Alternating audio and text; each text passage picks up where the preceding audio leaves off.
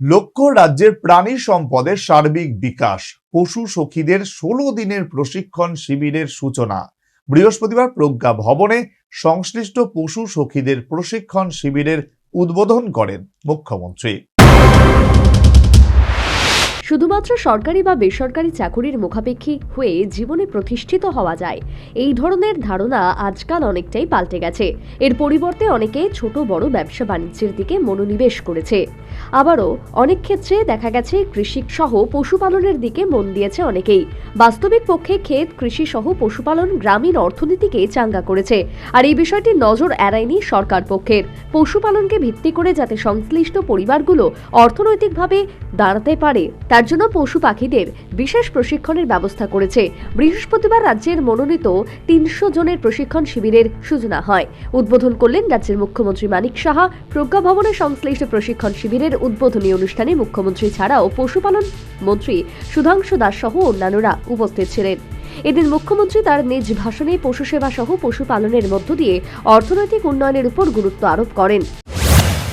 এই একটা সেক্টর দিয়ে আমাদের জিএস ডিপি যেটা আমরা বলি, সেটা এর থেকে অনেক বেশি হতে পারে। একটা ডিপার্টমেন্ট দিয়ে সবাই আমরা যদি মিলে কাজ করি, নিশ্চয়ই সেটা হবে। শুধু তাই নয়, আপনারা কিন্তু আরেকটা কাজ সেটা হচ্ছে তাদের পশু পাখি কতজন আছে, তাদের পরিসংখ্যা, এগুলোও কিন্তু আপনাদের রেজিস্ট্রেশন আপনাদের রাখতে হবে। কতজন মারা গেল, জন্ম হয়েছে, সব কিছু কিন্তু আপনাদের উপর কালেকশন করতে হবে। আপনারা শুধু পশু সখীরা শুধু না, আপনার লাইফ স্টক রিসোর্স পার্সন হিসেবে আপনারা গণ্য হবে।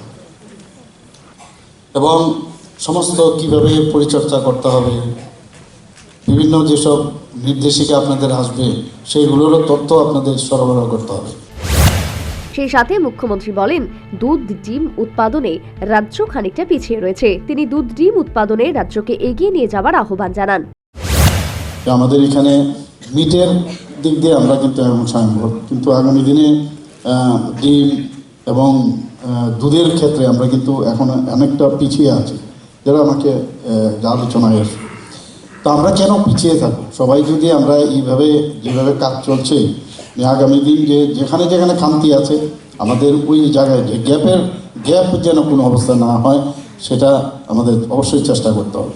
আর সবকটাই সাইন্টিফিক ওয়েতে, বৈজ্ঞানিক যে উপায়, সেইভাবে আমাদের চিন্তা করতে হবে। একটা উপর আমি জানলাম, যখনই ট্রেনিংটা দেবে তার একদম ভিতর অবধি ট্রেনিংটা নিতে হবে।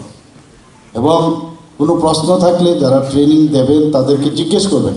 কোনো শঙ্কা থাকলে সেখান থেকে ক্লিয়ার যদি আপনার ধারণা থাকে, তবেই কিন্তু আপনি এই ডেলিভারির ক্ষেত্রে উল্লেখ্য, প্রাণী সম্পদ বিকাশ দপ্তরের তথ্য অনুসারে রাজ্যে বর্তমানে 1077 জন সক্রিয় পশু পাখি রয়েছে। তার মধ্যে বর্তমান অর্থ বছরে 300 জনকে নিয়ে 16 দিনের প্রশিক্ষণ শিবির অনুষ্ঠিত হচ্ছে।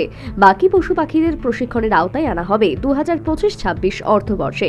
Bureau report, News vanguard.